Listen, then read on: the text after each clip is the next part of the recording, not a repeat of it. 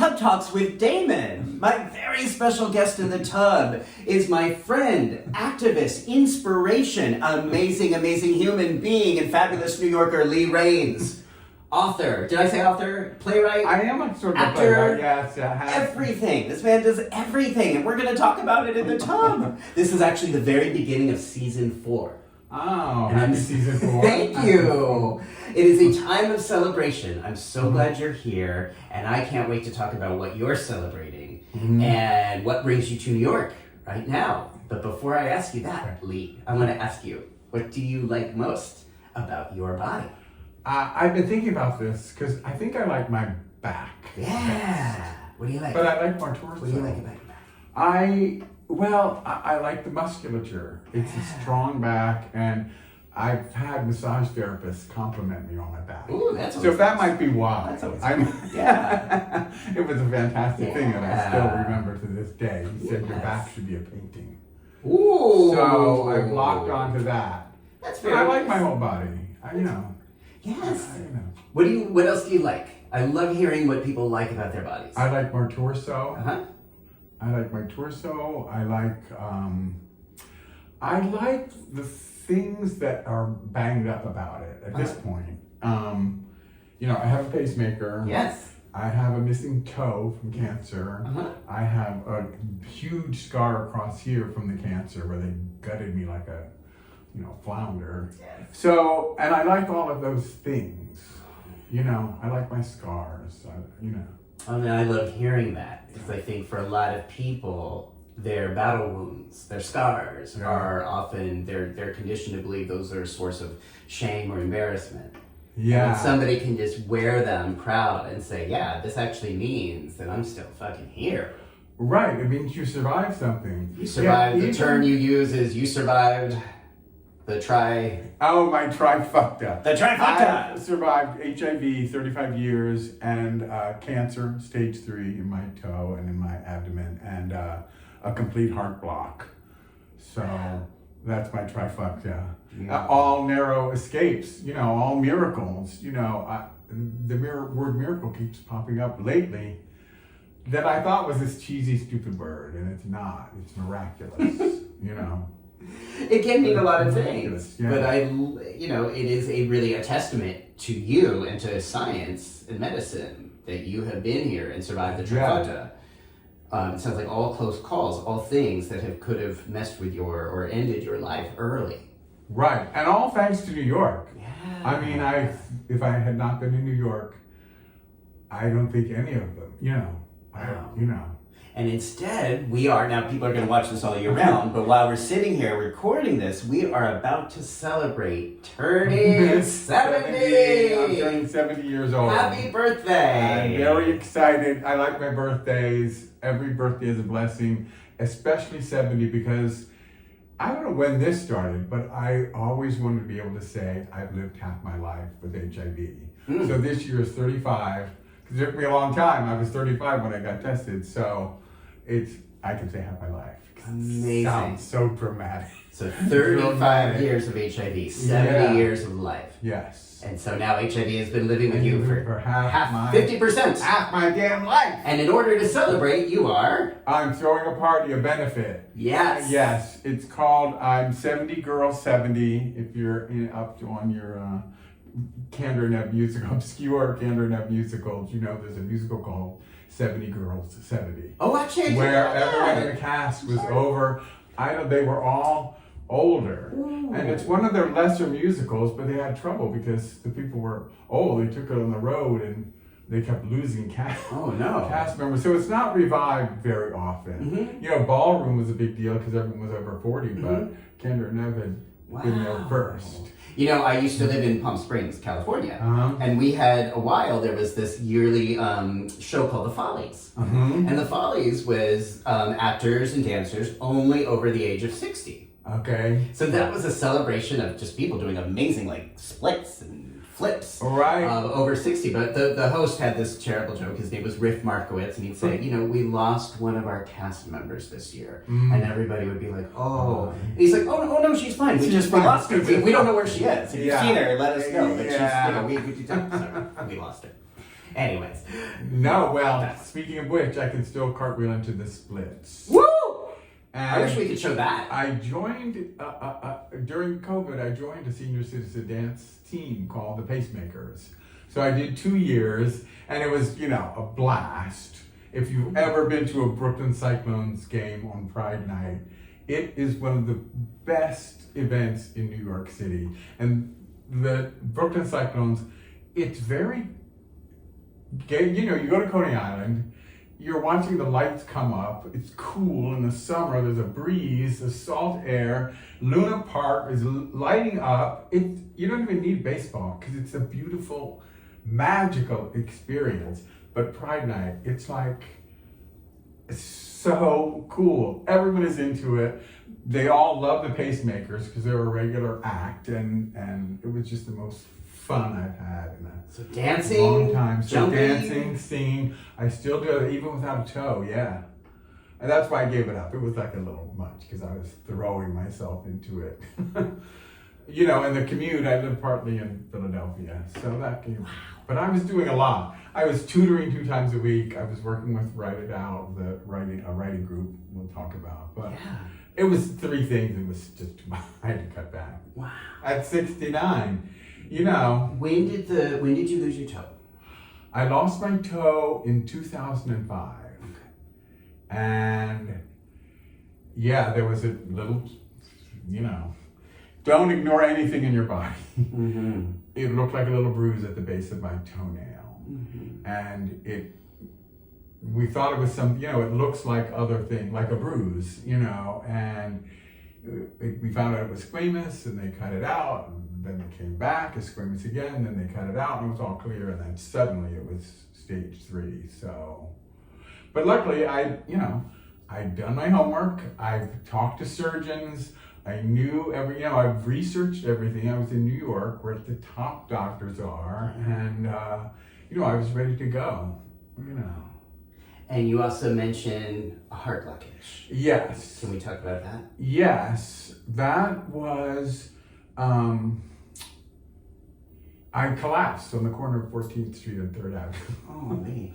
A very New York incident. And believe it or not, I was on my way to rehearse a dance number for a memorial service for Spencer Cox. Spencer Cox and I were close. And he always wanted me to do this number, the Hot Heavy Rag. So we were on the way to the, where the service was to try out the number, and I fell out. And it's a miraculous story. 48 hours later, I walked home to my apartment and up the 5 flights, with help, but all of New York, everything I love about New York came to the surface from the people on the street, because I woke up and I'm like, I'm fine. Somebody already called 911. There was a circle of faces. I mean, of every different race. I couldn't imagine. They were all young girls. I'm like, are these NYU? I'm in New York. I'm trying to figure out, who are these people?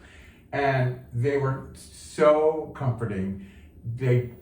An ambulance came, and the 2 guys in the ambulance were both beautiful. I mean, everybody, there were a lot of hot guys in the experience, but one of the guys, they're saying, well, do you have any health issues? And I'm like, well, I give them the whole spiel, and they're like, one of them goes, they're like, we can't get rid of you.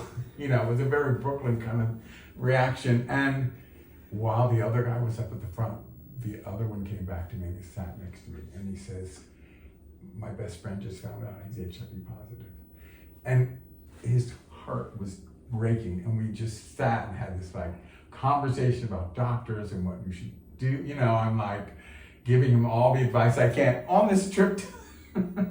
We're going to Breath Israel, which was 2 blocks away, but we packed a lot in, and there was a gesture toward the way out. I mean, he was really and that was the way it was. My surgeon was Pakistani. She was 9 months pregnant.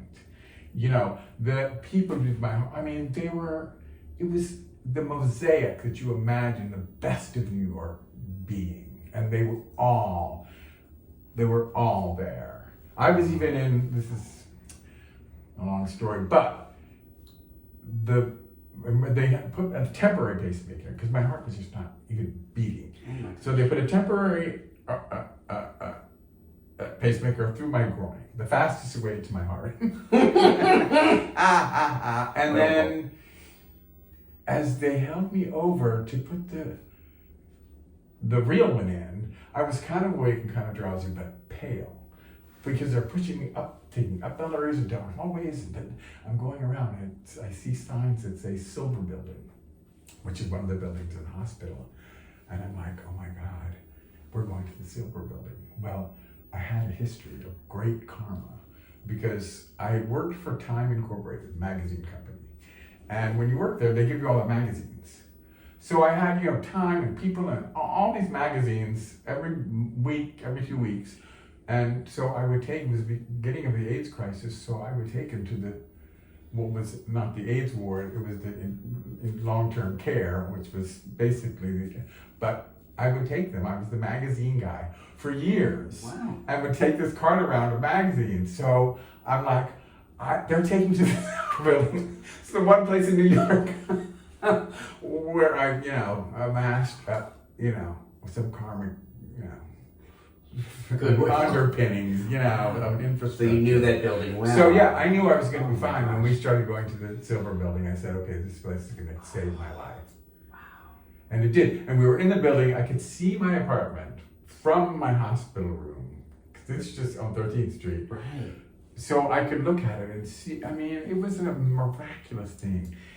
And when they put that pacemaker in, I'm telling you, the next morning, I was like, every minute, I was feeling myself coming alive.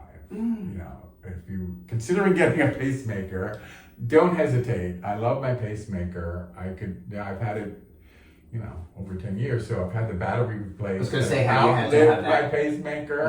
Yeah. It's not like a big cheeseburger. Now they're modern. You can tell on your phone. They have them all wired up. Wow. I have a pacemaker. And it's something probably genetic. My mom had the same thing. It is an electrical charge. The top of half of my heart stopped communicating. Quite suddenly. There was no, high blood pressure or plaque or anything. It's just an electrical thing where the top half of my heart stopped communicating with the lower half. My friend goes, oh, your heart unfriended itself. That's a way to put it. So that's what happened. It just you just go down. And luckily, I was there. I had been living in Atlanta. If I had been there, it was so remote. If I'd been driving, because in Atlanta you drive everywhere. Right. I was really in a perfect place. And it happened to be Beth Israel, and my cardiologist happened to be connected with Beth Israel and could show my charts because I have a left superior vena cava. Oh, what?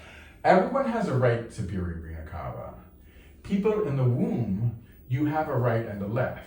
Superior vena cava. Womb, yeah, it's a artery from the top of your heart. Okay. And having a left complicates everything. It made the surgery took like hours and was supposed to be over because they had to go around it. And it's like 0.05% of the population have a left vena cava. So it was a miracle that they got through it because they put you in a twilight anesthesia. I know we're getting off track from my 70th birthday because it's just an interesting story and I like to tell it. So as they were doing it, they put you in twilight anesthesia, which is a great drag name. Mm-hmm. But twilight anesthesia, you're semi-awake. Oh my gosh. So they have better outcomes because you can breathe in and out. Like you had on an 8 count, there was a nurse who was helping me through it. I love my nurse, this thick Irish accent. I just love her. And she hooked me up. She got me a picture of I have a picture, look like a football player, what they did. Because they had to send a wire from this side and then have it bend back on itself. Like this, which is really hard to do. And when they, once they get in there, it's like they're plumbers. They're banging, they're pushing. So they were putting. Do you remember this? Yeah, because I was in Twilight. Now, a lot of people don't remember in Twilight anesthesia. I remember everything. Oh my gosh. Everyone said. I mean, were you scared at this point? Were you freaked out? No, Or were because you like, you're oh, on. isn't this interesting? What happens is you're on a lot of anti-anxiety medication. So you're sitting feeling, well, this is interesting, because you can hear like, this line across here, you can hear the, you know what they're doing, and they have to put the skin, just underneath the skin, it's very tough. So to stick the pacemaker in, they're jamming it like it's the last piece in your luggage, a sneaker that you're, I mean, that's what it felt like, right? Yeah. And you're like, oh, that's what they have to do. The skin, I can imagine they're doing all that. Well, they got all through that, and I'm breathing in and out, and everything's cool, and then they start putting in the wire. And they put in the first one, and they're like, bang, bang, bang. I mean, my chest was so sore the day after. But they couldn't get it to bend back on itself. So they had to take it out. And I feel it's this weird thing where like they're taking the wire out. Well, it took them it was the fourth wire that bent.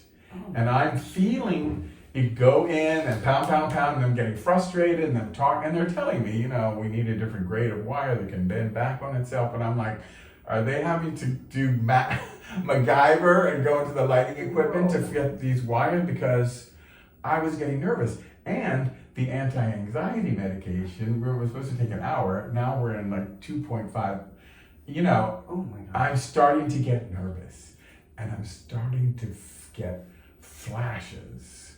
It's like a nightmare. You know what I mean?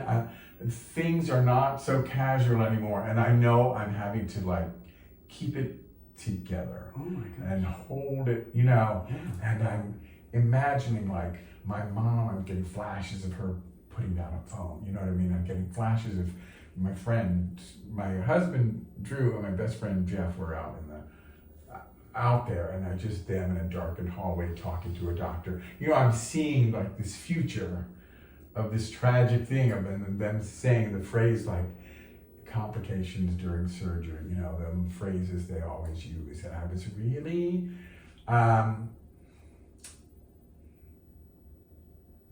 getting anxious, and I really felt myself having agency. Because every cell in my body is wanting to say, thrash around and say, stop this. Yeah. And I'm thinking about my life has been so difficult. These poor people are going to have to deal with my recovery and all, is it too much for them? Is it too much for me? I'm just so damn tired. You know what I mean? I'm having literally a to be or not to be conversation with myself. I mean, it was Shakespearean in that I felt like I had agency and I could put a stop to all my suffering and other people's suffering.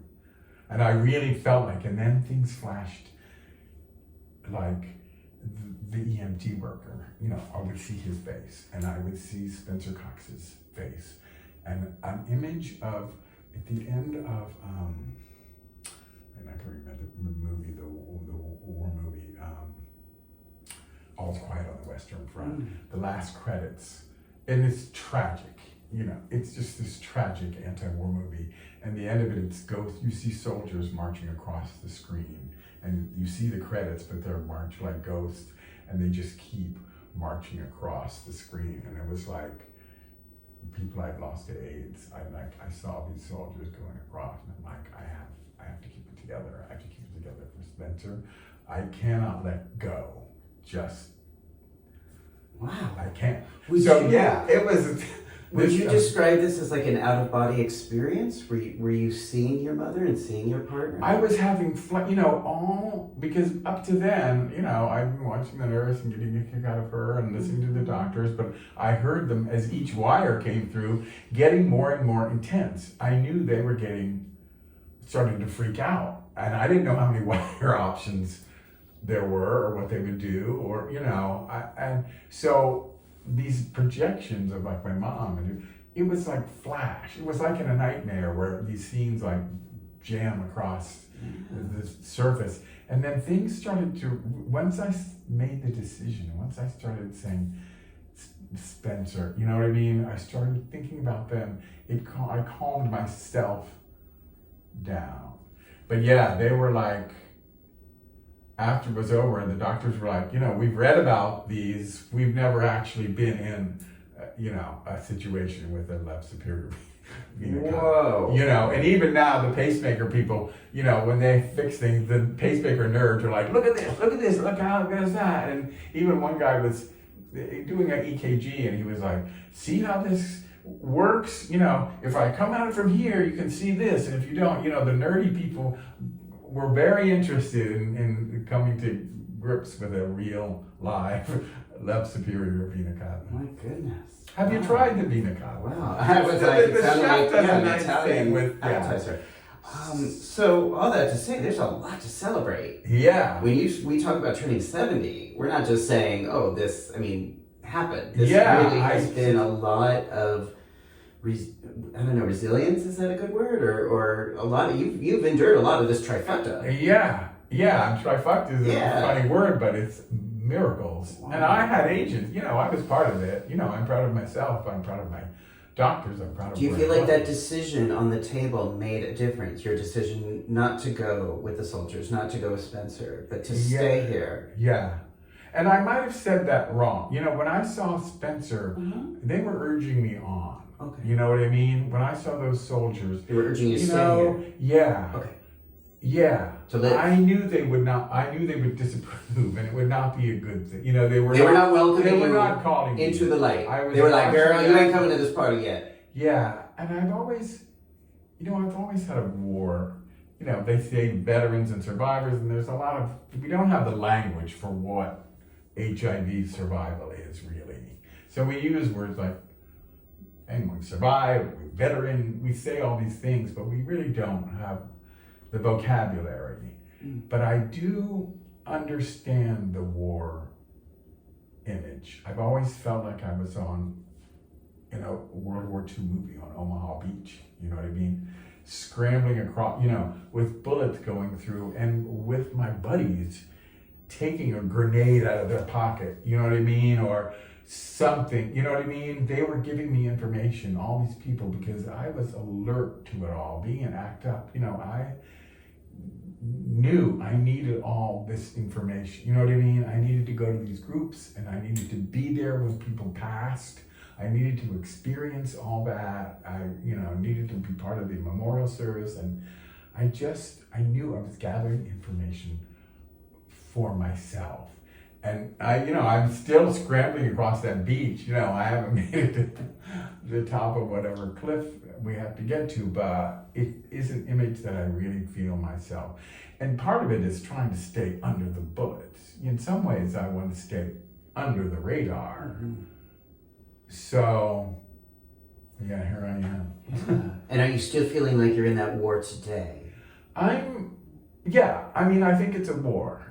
I think it's something where I have to muscle through and climb through and stay alert to, and go to my doctor and eat healthy and exercise and, all those things that you have to do just to be healthy, but especially with HIV. Wow. They say the undercarriage is like 15 years older than a normal. And the thing that my mother got, I'm getting at an age 15 years before she got it, She had a complete heart block. Oh. And it was like a year before mine. Yeah. And I went down and helped her through it. So I knew what holding your arm across I knew what the recovery was like, and I knew what her experience had been. But it was that same thing. It was like, so when it happened to me, I'm like, oh yeah, this is how you put on your shirt, take your shirt off, and how you put that brace on. Yeah. So, I knew it, but I had gone down there and discovered it and learned about it and researched it, in real life. Yeah. So when we think about HIV and AIDS as a war, I know that you were here in New York City, and you had been fighting this war long before you were diagnosed with HIV and AIDS itself. You were here. Yeah. So you moved here when you were in 1977. 77. Oh, wow. Yeah. Oh, what did I say? I know, all those sevens, and I'm turning 70. Wow. There's a lot of sevens. Really interesting. 70. That's so interesting, numerology. Like 777, and now you're turning 70, and it's 50%. Oh, I'm sorry. Right, there's a lot. 35 goes into 70, yeah. There's a lot of sevens. What do you remember living here in New York City? How did you start to learn, or what do you remember about AIDS impacting this community? Well, in 1977, the city was, there was garbage. I mean, 12 feet high. There were rats you could see everywhere. There was in default, The city was dirty. But I graduated. I was a theater major. Yeah. I was coming to New York. I was taking dance classes. I was meeting all kinds of theater people and seeing shows. And you could be, at that time, a poor, starving actor. You could find a place to live in Manhattan. I lived for a while in Columbia University housing illegally. Mm-hmm. You could there was a demi-monde that could function, and people, if they knew you were an actor who was going to be trying to be or a waiter trying to be an actor, that was cool. That was part of the fabric. It was like the Greenwich Village was part of the fabric of New York, and if you were living in New York, you knew that was part of it. It wasn't like it is now. Yeah. It's not so. I don't know how people move to New York because there's so much pressure on being a loser or being successful or having money and finding the real estate. I don't know how you find a place to live in New York, and now you could do that. It could do that, and sexually, my understanding is that was a very free time. Oh my God! People would pick each other up at the free clinic. Somebody gave me the phone. At the VD clinic, I'm like, okay, we're not again. I'm not in the suburbs anymore. That was a popular place to meet because it was, it was one time, an ex-boyfriend who told me he thought and I don't think he was. I think he was just yanking me around. But it was an experience over in Chelsea to go to the free clinic. I'm sure it was a rite of passage for gay people because, you just take some penicillin and that's it. But it was people had sex everywhere, and even the air, the possibility of sex was in the atoms of every, you know what I mean? It could happen with anybody at any time, and there was this buzz and hum to everything, and everyone had come, a lot of people had come from the suburbs to escape and find a place, and it was so horny. And just the horniness, even if you weren't having sex, people, it was just this electric kind of atmosphere. And people gathered, they went to bars and they interacted and they played a game and they flirted and they did all this assembling, live and in person. I can't imagine that. Yeah. But and then I'll tell you the first thing that happened that I remember. I was working in a dinner theater, and I would go to New York and I would go back to Maryland where I'm from and work in a dinner theater and get some more money and then go back and just take classes and all this shit. You know what I mean? And again, people had apartments. People go, I'm going out of town for 6 months. Why don't you take my lease? They didn't care. It was somewhere around 1980, 81 where overnight that all changed, where couples would not move out, would stay in the same apartment even though they hated each other because no one was willing to give up the lease. Right. It became like oil and became like this thing. But there was a time, this 77, where, take my lease, I don't care, You could live as a poor, starving actor and be completely, and feel supported and feel like you're, and have a lot of really fun, great sex. Having a great time. Yeah, do you want some water? Sex. Thank you. Sure. As an excellent host. Stay hydrated. I have to stay hydrated. So Very when good. do you remember So, that starting the to first thing, I'll tell you the first thing, because it's dramatic too. I was in the chorus of a show, Oklahoma, and there was one guy, and we were, I don't know what we were, 22 or 23, and there was a guy, maybe he was 26, so he seemed so much older. But he was in the show, and he got sick. And he was out of the show for 2 weeks. And there was only like 4 or 5 weeks left in the run, so I thought it was odd. We went out and he came back. And when he came back, he pulled up his shirt and he showed us he had shingles. And I remember thinking, shingles? That old people get shingles. What the hell? He's 26 years old and he has shingles? And I thought nothing of it, you know. Do you remember except when that it was odd. This had to be, 1978 or 9. So you remember Like this 1979, yeah, this was pre. And then there was someone in my dance class. I mean, the tragic, these boys were they were thoroughbred athletes and they were beautiful, you know what I mean? And it was, especially in the theater, you know what I mean? I think the theater in New York was ground zero of ground zero of ground zero. It was like, the worst place to be, but the best place to be. Yeah. Because there was support, there was ACT UP, there was probably care, all those. Right. Well, at the beginning, however, at the very beginning of all this, at the you beginning, didn't know, no one knew what was happening. Except that you had this feeling in the theater that there was support, that there was concern, that there was, everything had worked, but we were all vibrating together, It wasn't, you're in this cocoon. You can live in New York and you can talk about Cheetah Rivera or Gelsey Kirkland. You go across the river, nobody knows who the hell you're talking about. And that's how it was with the AIDS crisis. It was happening within and everyone knew, and people very quickly knew somebody. And anyway, so there was a guy in my dance class and he was the picture of health. He was the dance captain for he misbehaved. He was a successful guy, so beautiful and kind.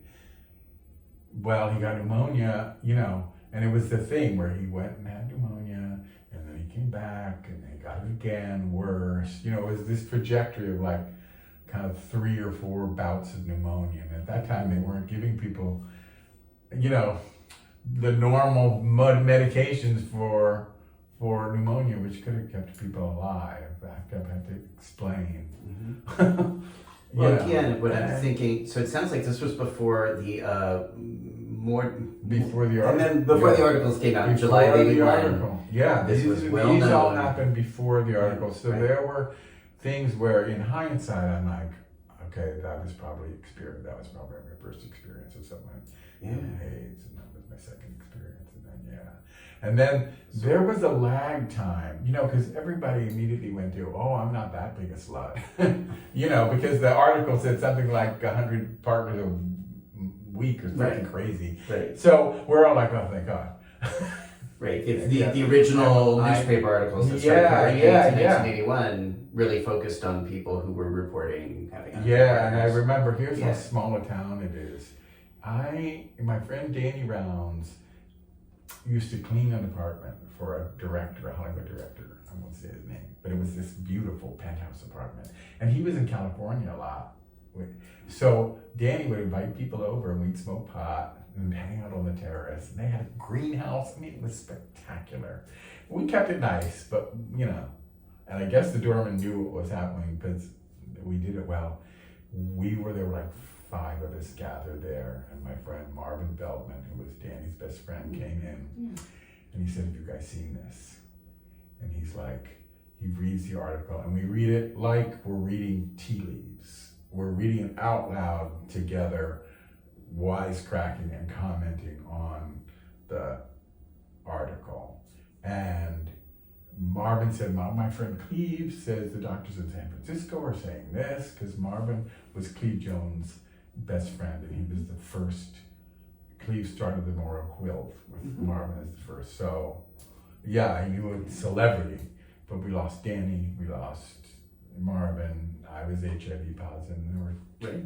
Now, at the time, there was no testing available. Right. But did you have a sense that you were living with this, what they called grid at the time? Well, at the time, I was in a long-term relationship. I followed what's now called serial monogamy. At that time, we called it the lesbian model of coupling up. I like being in a couple, and I had been at that time.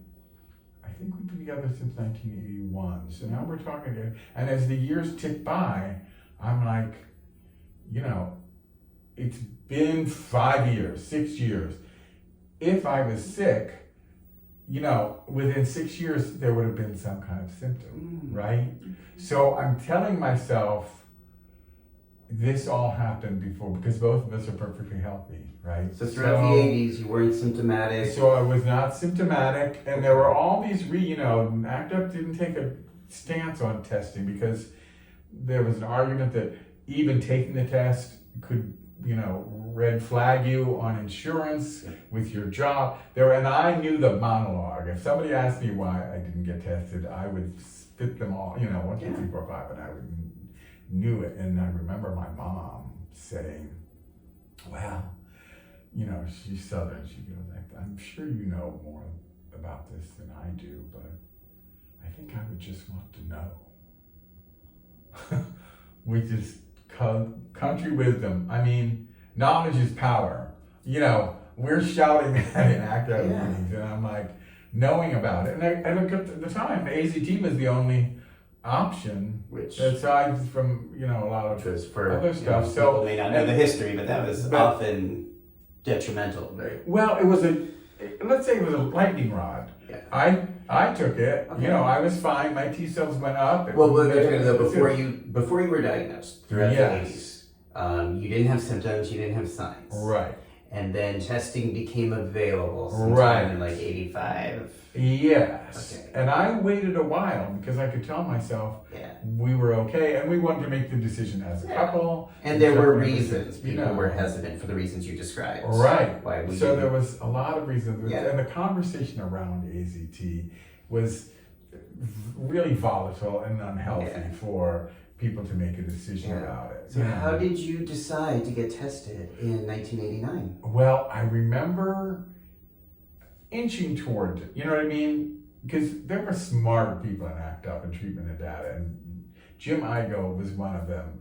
And Jim Igo and Peter Staley would talk about being HIV positive, and he was helping. I had these models of people who are HIV positive, and Jim Igo, while he didn't take a stance.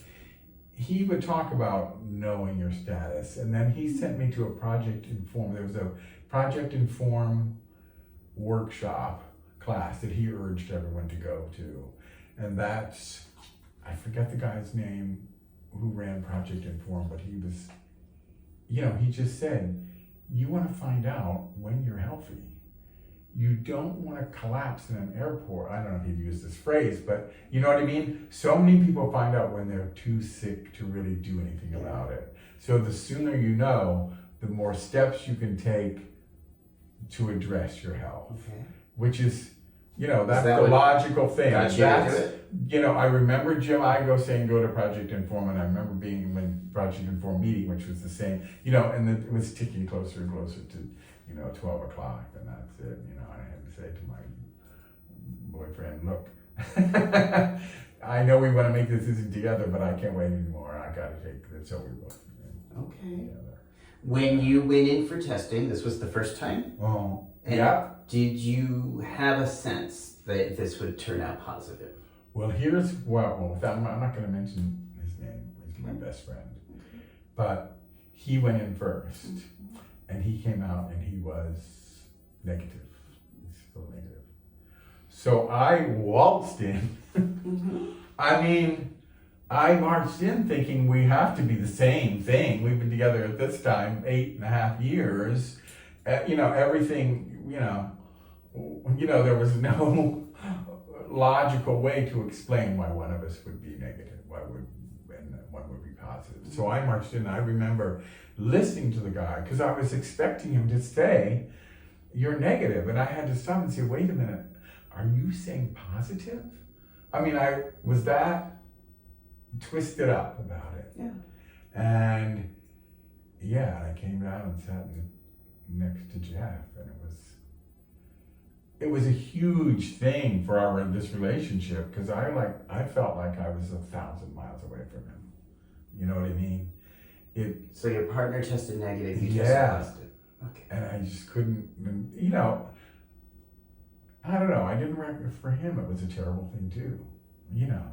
He was facing me getting sick. We were living in a fifth floor walk up. All I could think about, we have to get a different apartment. You're not going to be able to make these steps. You know what I mean? It was like all of these things. And yeah, this leads into the anecdote because it was at that time you waited 2 or 3 weeks and they didn't tell you how long it was going to be. And this came out early. It was like a Friday afternoon. They said, we have your results. Do you want them? I'm like, let's just go and get them. And then after we're like, wait a minute, there's an act up meeting. It was a big 2-year anniversary rally.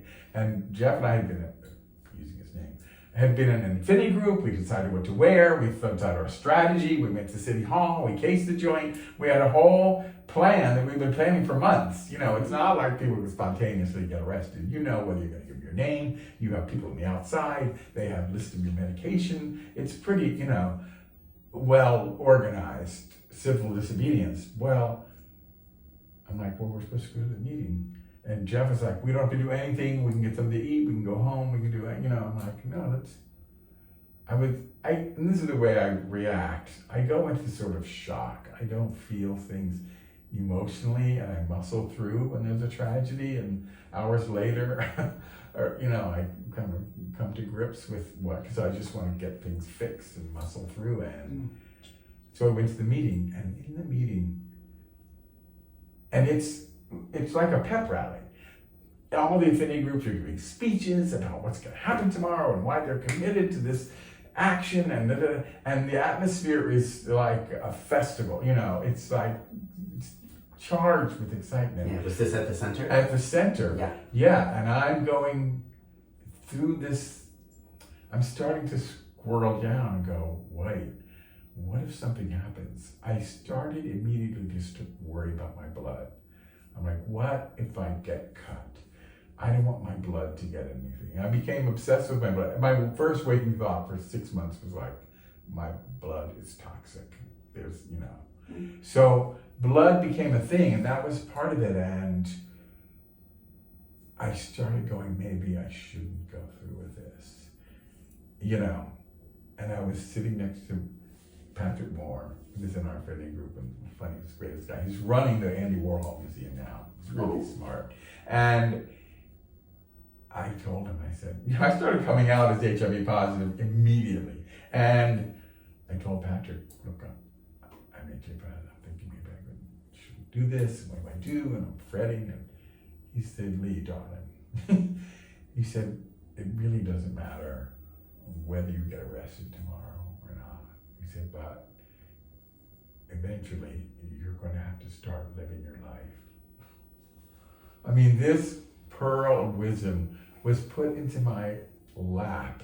I mean, he happened to be, that's why I say these miracles, like being in New York, being next to someone who had that kind of wisdom. He had a lover who was dying. It was just like he knew. I knew he knew. You know what I mean? And so I went through with it. And the rest was terrible. It's a long story, but just to say, it was an experience of homophobia and racism and AIDS phobia and misogyny. I mean, the women's group sued and won a landmark case because of what went on in that cell, and I was witness to it. This was the day after your diagnosis. The day after, the morning after my diagnosis, I go and jump the fence and got arrested and dragged and you saw these horrible crimes the being cops were by the like, cops. you fucking faggots, you're all gonna die of AIDS. Fuck you. They threw us in and they're like, break their fucking backs. They're all gonna die anyway. I mean, non-stop. And then they took us on a... Were you assaulted by the police? Here's what happened. Our plan was, everyone was going to the Brooklyn Bridge and they were gonna stop traffic. And we're like, we don't believe that. We're going to go across. We're going to bring our demands to City Hall as far as we can get. Then we're going to sit down. We're going to read off all our demands. It was all going to be very, theoretical. And they always tell you, don't do this unless there's a videographer. Mm-hmm. This was like when you had to carry this big thing around. I mean, this was the 80s. So, it was before YouTube. And people were so wise. Yeah, so they knew, and there was the media person would go back and try to get someone with a camera, and he'd come back all hapless and like, sorry, they're all at the Brooklyn Bridge, and they couldn't get it. So as a group, had to decide, do we go through with it? And wiser heads were saying, we should not do this without cameras present. But we were all charged up, and we jumped the fence, and we all went around. There was a phalanx of machine gun, officers who stopped us, and we sat in a circle, and we started doing our demands like we had wanted to, and one by one, they put the handcuffs, the plastic handcuffs, on this one. And as soon as, when they got to the last one, all hell broke loose. Their eyeballs were bulging, their faces were red. It was like, you fat, and you drag you by the handcuff, it pulls it tighter, and they just pulled us across that yard and threw us over the fence and dragged, and they threw us in a way where you would land in the middle of your back. So we were, the first ones in were scrambling to protect the people being thrown in afterwards. In a van. It was in a van, and the cops, and I remember one female cop, because they were all just shouting at us in the van, faggots, you're gonna die, over and over, and she saw how they were throwing us in, and she said, guys, and they literally said, who the fuck cares? Break their fucking backs. They're all gonna die. And it was like this intense interaction, with her. But yeah, it was bad. And they took us on a joyride. They banged us around on purpose, stopping short, and we'd all fall and, turning, swerving, and all the things they do. And look, I was in a protected environment, this was organized, I had people on the outside, you know what I mean? This is, because I came out with a completely different view of America, realizing this is everyday life for half of America. This is, when you're 15, could happen on any street corner for no reason at all, you know what I mean? This was a window into a terrible experience and a terrible way to live, and grow up and be a parent. And I came to this realization I walked out into a different America that was, the people supposed to protect us, the cops, were the state, and they were like homophobic, racist, AIDS, they were not going to help. When you say racist, you mean they were being aggressive with people of color? Oh my God, the people of color. And we were even put in this cell, Yeah. The activists were treated better. We were in cells of 5 people, or at least we were, and it was just, a segregated, an atmosphere of segregation.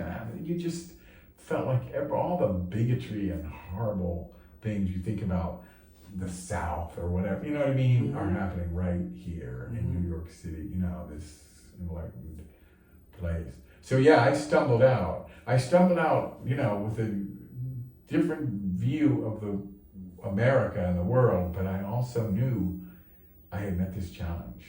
You know what I mean? I knew I was going on to live my life. You know what I mean? On a certain level, I was breaking a kind of a chain, and having achieved that. I knew I had taken Patrick's advice. Wow.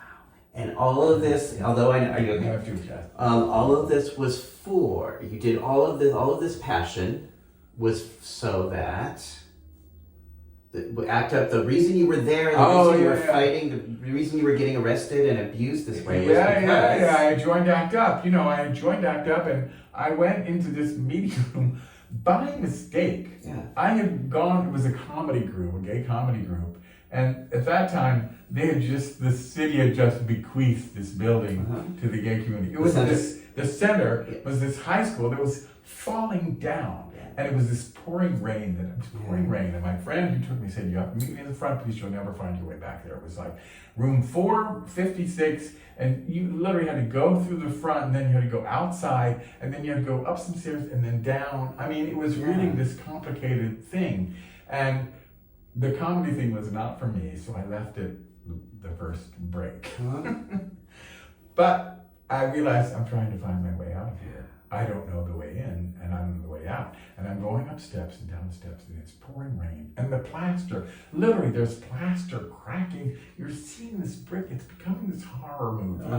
And there are support groups. So I'm hearing people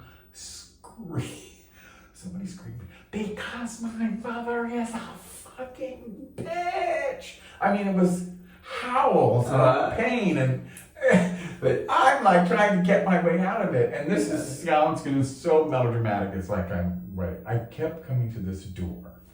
And it was one of those doors with the bar and the red line that says, do not open, alarm will sound. And so I wouldn't do it. I go back and try to find my way out and end up back in the same place. I'm like, oh my God, I'm going to die here. I have to push this door.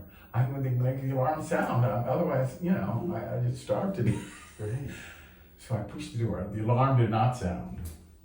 But it was the upstage part of an ACT UP meeting. Yeah. So I'm poking my head through and I see the two facilitators and 400 people looking at my face, and I'm like, and I had to edge like Lucille Ball. I edged my way across the wall, and then and I got caught up in the the meeting, and I'm like, within minutes I was like, this is the center of the universe. Yeah. This is where I need to be. This is where people are doing what has to be done to fight AIDS. And I'm like, so I want people to understand that when we're talking about this, we're talking about the heroes who literally put your body on the line because I want to make sure this is, understand what you were doing. Yeah. You were there because you were fighting for your life. Fighting for the life for people living with AIDS. Yeah. And I had heard about ACT UP. I read about it. I even was curious about it. It sounded great. In fact, I had been, before ACT UP, there was a group called the Lavender Hill Mob, which was some of the old, and they were the ones who did an action at the post office on tax day, and they got a lot of media attention. It was like, these whip smart, media savvy people are going to get this, and nobody was talking about it. It was silence equals death because nobody talked about it. And so they had, in the Village Voice, there was a thing, Lavender Hill Mob is doing this thing in Washington, D.C. At the Sheraton. There's this doctors' convention. There were infectious disease doctors before ACT UP. And my sister lived in Maryland. And so I went down, and I was closeted. So it was really twisted up. Because I went down there, and I went there to go see her, but I wanted to go to the demonstration. So I snuck off to the demonstration. Meanwhile, my sister's husband, who was really smart, well-connected, I had another guest who was one of the doctors who was attending this convention. So he's in the house, and I'm unable to speak about it. It was so painful and awkward. The closet is a terrible place to be, come out. But I went to the demonstration. I remember watching it and standing with the people holding the signs, and someone offered me to hold a sign, and I couldn't do it, but I was still there with them. But I remember. So I was there even before I was compelled towards it, and go walking into the meeting was like, this is where, and I told my boyfriend, okay, I went to a meeting, I want to go back next week. And he said yes. So he was full throttle. I just have to move. Circulation. I know. So one of the outcomes of your valiant, brave, amazing efforts that you and ACT UP created, well, there's so many outcomes, but some of the things we take for granted today, I take for granted today, include the medications that became available for people, life-saving, changing antiretrovirals that became available for people living with HIV and AIDS in the mid-1990s. It was largely due to ACT UP's efforts. These efforts, these dramatic gestures ending up in arrest and abuse and violence. That's part of how the government was pushed to approve certain life-saving drugs. Right. And then later on, what became available for me and for so many people was PrEP. And the reason why we didn't have to fight so hard for PrEP, there's still a struggle in that, but we didn't have the same struggle, was largely because of the road that you, as a member of ACT UP, had participated in creating. That there was a pathway by which antiretrovirals could be used and approved by the FDA to enhance the quality and quantity of our lives. Right. There were members of ACT UP who became scientists, Spencer Cox being one of them, who educated themselves. and literally showed the government what they needed to do and how to make these trials work and how to make them ethical and how to include women and people of color. It was, I don't know why everyone was so paranoid, but even at top levels of government. But they also saw the value in ACT UP bringing attention. ACT UP, all we had to do at first was make noise and have people talk about AIDS and turn their attention to us, where people could say, this is what, you could have a reasonable conversation. But first you got to get people's just attention. But I think the science and everything we did, we also taught gay people what we could accomplish. And I think it was this also the greatest point of intersection, because I moved to New York and I was a hippy dippy guy. I was like, it's peace and love and we all come to gay pride. But I had been to a rally in Washington and heard a speech where a person of color, was an Asian woman of color, said, I'm hearing all these stories about how much we love each other. And she gave a lacerating speech about the way Asian people are treated by gay people, making fun of their genitalia. I mean, there were horrible, mean jokes, and she said it all. And it was a blow back your hair moment. And when I got to New York, I'm like, what is going on? There's black bars, there's Asian bars, there's they call them wrinkle bars. I mean, we had terrible language and we were terrible snob, you know what I mean? Money meant a lot more than it should have, you know what I mean? There was the fire island thing, it was very stratified and siloed. So you knew you were at a disco, you knew you were at an East Side bar, you know what I mean? There was all these stratifications and silos, and ACT UP put all those people into a room. Part of, I think, with what I was feeling was that, oh my God, as few, and it was mostly white, affluent, it was guys who could take the day off and get arrested, but and the women of ACT UP, I'm going to tell you, were the moral fiber, and if there was a meritocracy in ACT UP, they would be president and the leaders, because they knew and understood, and they took a lot of shit from guys treating them like they were going to have a bake sale. You know what I mean? It was like a real education. Every Monday night they would explain, you know what I mean? But also the people of color, they would explain. They had, for a while it was called Minority Actions.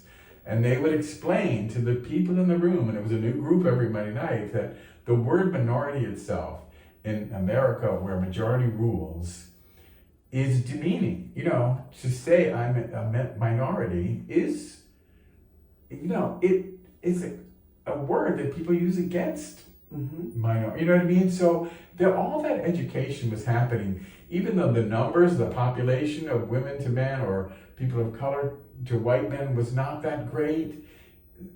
We were able to put those issues on the agenda at the top, and it was a real education, and the value, because when else in gay history, I mean, the Gay Activists Alliance, I'm sure were like that, but ACT UP, people's backs are against the wall. There's a lot of people that are charged up, and they're all together, and it was this experience of intersection that I don't think could ever happen again. I lived to experience that. Wow, okay. I can talk. This is amazing. It's so amazing. It seems like you've been through what you've been through with, it appears, at least to me, with a fairly strong sense of who you are, with a very positive attitude, with a strong attitude. You seem like someone who has lived through some of these very difficult times and still comes through and has a gratitude for life and a savoring for life, and someone who have a sense of gratitude in mental health. Yeah. What is that accurate from your point of view? Yes. How do you attribute that, given that I know that, again, this is not everyone who has made it through has a sense of gratitude and generosity to their spirit. Yeah, and I try to figure it out because I've always been an upbeat person. You know what I mean? I've always been I've always enjoyed myself, even when I was it was terrible to be in the closet in high school and you know, you don't come out of that unmangled. You know, I think it mangles us all, straight and gay, but especially gay people. And living in Washington, D.C., and I was terrified because I thought it meant I wouldn't get a good job. You know, so many people were federal employees or in the armed services, you know what I mean? It was their career was ruined if somebody finds out, you know. So I knew I had to go to New York to emancipate myself. And, you know, I wanted to be a singer, dancer, actor. But you know, what would you say, or is there something you would say about your state of mind throughout all this? Yeah, that's why I wonder if it's something genetic. I know I'm a person of privilege. I realize now that a lot of, you know, I was never really terrified. I knew if I ran out of money, I would go to college. I never did, but I knew that was a possibility. You know what I mean? I never really felt, you know, I wasn't hugely successful as an actor, but I worked on the road. I didn't go to Broadway, but I loved my life. I loved being in a chorus boy dressing room. You know, I loved what I was doing. I really did come to New York to do what I loved to do.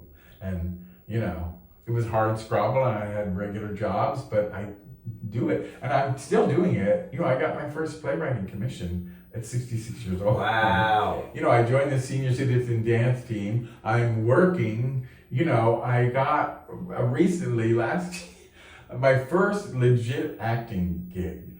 People in the musical theater talk about straight plays and straight, you know, we use the word straight, but it means non-musicals as legit. Like and even if you have a soprano, beautiful, trained voice, that's a legit voice. So just like 6 months ago, I got my first legit acting job. It was a play reading. You know, you just read it. They needed an old guy, and I was tapped into it. But I got a paycheck, and I was like, "Oh my God, my first legit acting." Wow. And it was fun. You know, I liked to act. It was a great experience. Yeah. So that effort has paid off? So, I mean, I'm still doing things. I'm writing a full-length play, and I think it's going to be fantastic, and it's called Blood Spill. You'll hear from me in the future. You'll think back and go, I want to have you back in this time. Blood Spill, and it's a huge success. Yeah, it's going really well. Do you have any tips or ideas about how people who have been through trauma and stress and physical trifuctas over time, what would you advise if they were trying to have a positive, again, a quality of mental health that wasn't better for them? Would you suggest therapy? Would you suggest art? Would you suggest bathtubs? I mean, all of that. First, follow your obsessions. Whatever that is, figure out why you're driven to do something or thinking about something. I also, being in New York, you know, I really credit New York for so much because I volunteered for everything from Broadway Cares to Hollywood Supports to, you know, I was always pushing myself. I was leading aides in the workplace seminars, and I hate speaking in public and taking questions. I know it sounds like I'm a blabbermouth, but in a comfortable atmosphere, you can't shut me up. There's this egomaniac, but on top of it is this shy, painfully shy, awkward, self-conscious kid, you know, who resides in me. But having done all that, I knew that support was out there. And I would go to these even meetings of things that were not my cup of tea. I would experience them, and support groups were not my thing, but I went to them because I wanted to, you know, there's support out there, but you have to go out, you know, you have to fight through whatever thicket that is and go there. And I think people know what they need, but it's so hard, you know. Well, you've mentioned miracles quite a few times, and I'm wondering, do you have a spiritual orientation or kind of a higher power or a framework that helps you to be in gratitude for where you're at today? I think so. It's my own thing. You know, I grew up Baptist. But I grew up, my mom was a choir director, my dad was a deacon, they were all like, we went 3 or 4 times a week to church. But it was a benevolent, at that time, churches stayed out of politics. And it was American Baptist, there was a split. The schism was American Baptists were anti-slavery. The Southern, it was a political thing, and it had to do with racism, and it was horrible, But those Baptist churches were independent. They did value, each church was autonomous, you know what I mean? So there were things to believe about that. And my experience with even Southern churches, there were big, there was all this food, people gathered together, it was a social. And I see churches, and I see people, when someone died, they bring food, they care for each other, they visit them in the hospital. It's a highly functioning social network. It's over the years, I feel like the church left me, it calcified. And it became this weaponized, political, anti-gay thing, which, infuriates me. But I do, I think I follow kind of a Christ consciousness, where if you took a Bible and pulled out all the pages of just what the words that Jesus said, and in some Bibles it's read, so it's easy to do, and burn this is sacrilegious, but burn it and forget it and pretend it never happened. We can't do that. But if you take the model of what he said about loving each other, about kindness, about exalting the gentle and the meek, and healing the sick, all these things which now you wouldn't recognize them from the leaders in the churches. It would be unrecognizable to say turn the other cheek. These people think, guns mean freedom. Somehow I don't know how the alchemy that it took to, praise guns and Jesus at the same time. But that's part of it.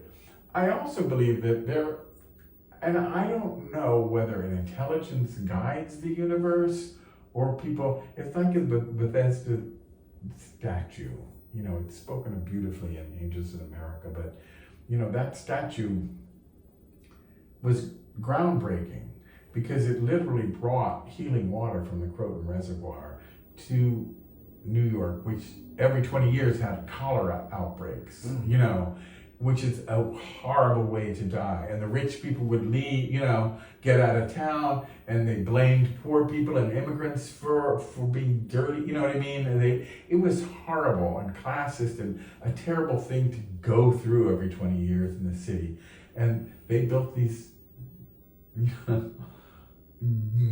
amazing, the Brooklyn Bridge was nothing compared to, you see these aqueducts that came from the Croton Reservoir, the cleanest water in America, to celebrate this healing water. The Bethesda angel, they troubled the water with their toe, is the expression they used, and healed, the water would heal people. Well, that was something that was happening. So whether you think angels float down from the sky, no, I think they come up from the earth, from our best selves, and they create this. I could go on and on about the statue, but this healing water. And the painting, Michelangelo might have been given it to the Catholic Church when he painted God reaching out to Adam, because the God is a brain casing. And Michelangelo, he studied bodies and anatomy, so he knew what he was doing. So when those two fingers touch, you don't know whether this is the mind of God, you know what I mean, or a human brain, creating what it, you know what I mean? He leaves that question hanging of whose brain, whether it was this being or whether it was a human giving that spark. Wow. Okay. I know we're getting that's deep. Great. We're going. That's beautiful. So those principles, those spiritual principles of kindness, of love, of being gentle, of being helping people. The meek. These have carried you through. Yeah. And you know what's interesting? My dad, when I was going through ACT UP, and I was full of anger, and I would come down to visit them, and they were on. My dad was a very interesting person, and he had a temper, terrible temper, and was opinionated and all that. But I think he moved us up north because he couldn't tolerate racism. He hated the N-word. He would have none of it spoken in the house. Mm-hmm. We grew up in a Jewish neighborhood, which is interesting enough, but the church kept my parents' marriage together. But they would have conversations about gay people. And my father's experience of gay people was always, and these conversations go on into the night and on two sides. And my dad, to his credit, he said, look, gay people are the people who follow the path of Jesus most closely in his experience. And his experience might have been a little better than mine. But he said they work hard, they pay their taxes, they're respectful towards women. You know, everything he said about we're taught to be that, to be polite, you know, and kind. You know, He said gay people are closer to that than anyone else. Oh, yeah. So it was a beautiful thing to have my dad stick up for me that way. You know? Wow, oh my gosh. Okay. I didn't know we were going here. No, it's wonderful. I never know where these conversations are going. Yeah. So thank you. I know, and there's so much more that we could talk about. So I need to say, I want you to come back and visit. All right. And if you'll because have me. There's so, of course. I want to thank you. Thank you for taking time. How are you feeling after doing this interview? Obviously, I love talking. I love talking to you. I knew it would be wonderful because I love you. And I feel like I haven't seen you for so long. So I love talking with you and hearing it. I want to thank you. Thank you for everything you have done for our community, for the quality and quantity of our lives and all the sacrifices you and part of as ACT UP made so that we could be here having these conversations. If people want to follow you and see your work and see what you're up to during the year, what would be the preferred way that you would want people to do that? Well, I'm on Facebook. I have an Instagram account that I never go to. You know, I'm old-fashioned. I'm 70, so all of it is new. But if you're interested in the benefit, it's this Saturday. Well, so people are probably going to see this, and I want to make sure the link to even if people are seeing this during the year, that they can still donate to Broadway Cares, Equity Fights AIDS. And right now there's a link that's broadwaycares.org/Lee Rain. So that's my name. So that link will be there down below. So if you want to support Lee and help him celebrate his wonderful birthday, which people can do all year round, right? Yeah. It's not just all year round, you can help Lee celebrate this momentous turning 70, 35 years living with HIV, and literally being arrested and thrown into a van so we could have the quality of lives we have today. You can support Lee by checking out the link down below to Broadway Cares. I was going to say Broadway World, that's different. Broadway Cares. Following you on Facebook or Instagram? I friend everybody. Okay. And I want to thank you. And you know, if you're watching this, you know, think about the roles that you might play and be engaged in your community today, no matter where you live, no matter what you're doing, that there's ways that you can be involved in advancing the rights, as Lee said, being kind, being gentle, helping people perhaps less fortunate than yourself, and making a contribution. And especially during this election cycle, if you're watching this, ways you might be able to vote and help others make sure that they are voting in a way that promotes the kindness and the joy and the gentleness of the world that you've been talking about. It's the most important election in history. I think so. And this man is experienced. So you know, I think so. But yes, I absolutely agree. I think this is the most consequential election cycle of our time. So let's keep focusing on that. If you like this interview, subscribe down below and follow us, and keep thinking about ways to make our world a better place. Thank you, Lee. Thank you. Thanks for watching.